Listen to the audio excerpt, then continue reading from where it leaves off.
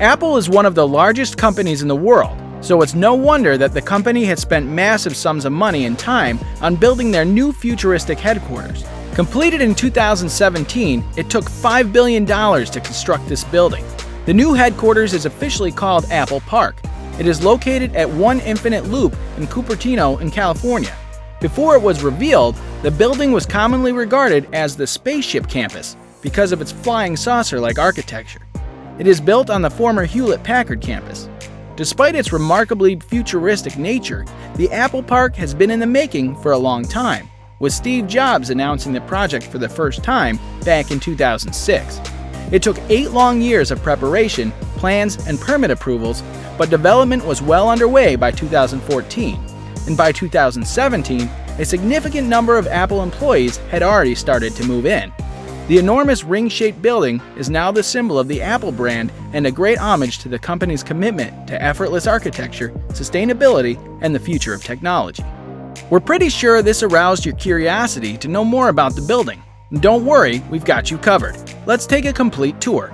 Steve Jobs, late co-founder and former CEO of Apple, and Jony Ive, chief designer of Apple, started collaborating on the design of Apple Park in 2006, which was then called Campus 2. Jony Ive was also working closely with an architect, Norman Foster, for the project. Jobs submitted architectural descriptions to the City Council of Cupertino in 2011. Demolition of the property started at the end of 2013. Originally, the groundbreaking was expected to start in 2013 with an opening in 2015, but delays meant that construction did not begin until 2014. In April of 2017, Apple Park opened officially for operations, with teams continuing to move into the building over the rest of the year. When Steve Jobs introduced the concept of the Apple Park in 2011, he intended to make history in the world of innovation. With a creative open concept, several communal offices, and trees brought directly from natural parks, Apple Park was being foreseen as a center for creativity. Jobs decided to create a collaborative area where Apple employees could venture out for a walk in the park to clear their heads, and then slide back into the building to brainstorm the next big invention for the company. In 2011, Apple employees were scattered across 100 different buildings. He wanted all of his brightest and best to function in a complex he referred to as a campus. The purpose of this revolutionary park was to merge nature sustainability with technological innovation in order to create a future for office work. Originally, the campus was expected to cost $500 million. The land alone cost $160 million. But as the construction started, the budget for this spaceship-like headquarters ballooned in 2011 to just under $3 billion, and by 2013 to nearly $5 billion.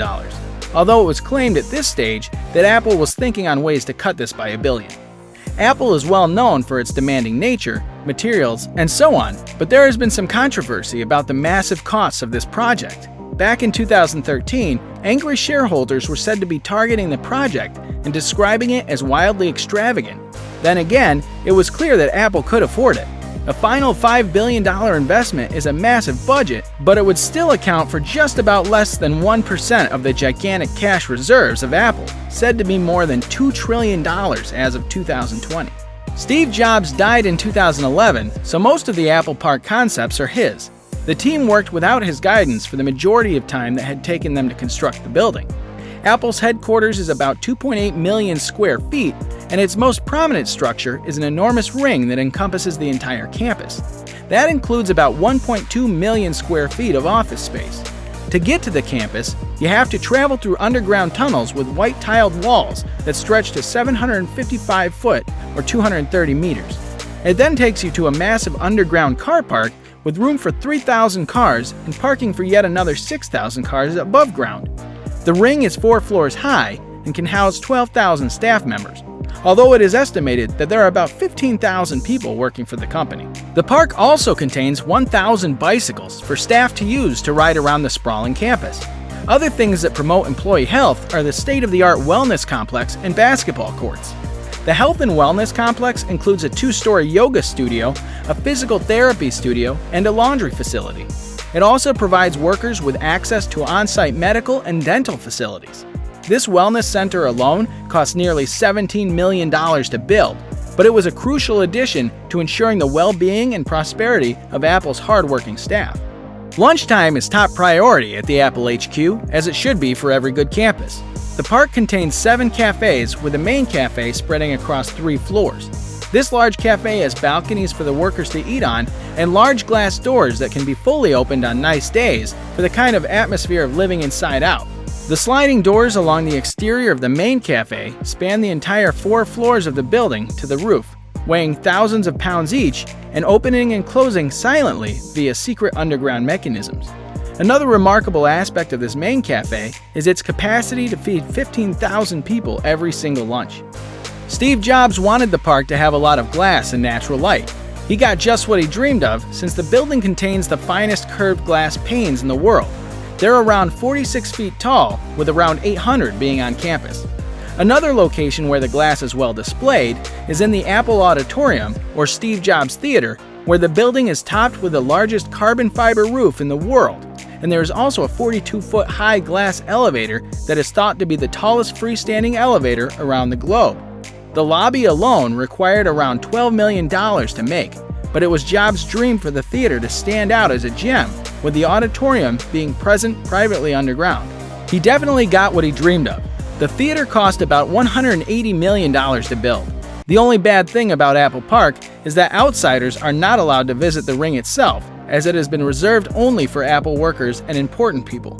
But for people who are wondering about what it's like, Apple has designed a visitor center right outside the HQ where visitors can visit without a pass. It has an Apple showroom and an augmented reality area where people can explore the park using Apple products and another cafe. The visitor center cost about $110 million, but because it brought lots of interested Apple fans to the campus and also provides a lot of products for sale, it seems like it was another good investment for the company. When Steve Jobs came up with the concept of an Apple Park, he didn't just want nature to be a small part of the project, but a critical feature. He wanted the head office to be eco-friendly and sustainable, as well as immune to natural disasters such as hurricanes and floods. One way the building does its part is to collect electricity from a rooftop solar system that provides around 70% of the campus with total energy requirements. They also possess biofuel cells to help sustain the rest of the campus to have the HQ feel like a true national park. The company also had 9,000 drought-resistant trees planted around the campus. Jobs was enthusiastic about a new headquarters featuring native vegetation, including orchard fruit trees that he remembered while growing up in California. The company's love for trees was also incorporated in the wood used to construct the building. Each piece of wood on campus is built of recycled timber rather than real wood. It also has an underground base insulation to protect it against earthquakes. Base separation allows the building to shift up to 4.5 feet in either direction without losing its essential services, so that even a natural disaster can't deter Apple workers from doing their work. Apple Park is also a building that creates natural ventilation in a building that totally removes the need for some form of heating or air conditioning. The ring breathes air through the undersides of the canopies that are situated across the ring. From the shafts that serve as chimneys, it exhales out warm air back outside. Although the construction of Apple buildings may have been costly, it's confident that its sustainable development choices will benefit the country in saving energy resources. The main building is the largest naturally ventilated building in the world, and the rooftops produce around 17 megawatts of solar energy, besides saving on the available resources and developing a sustainable office.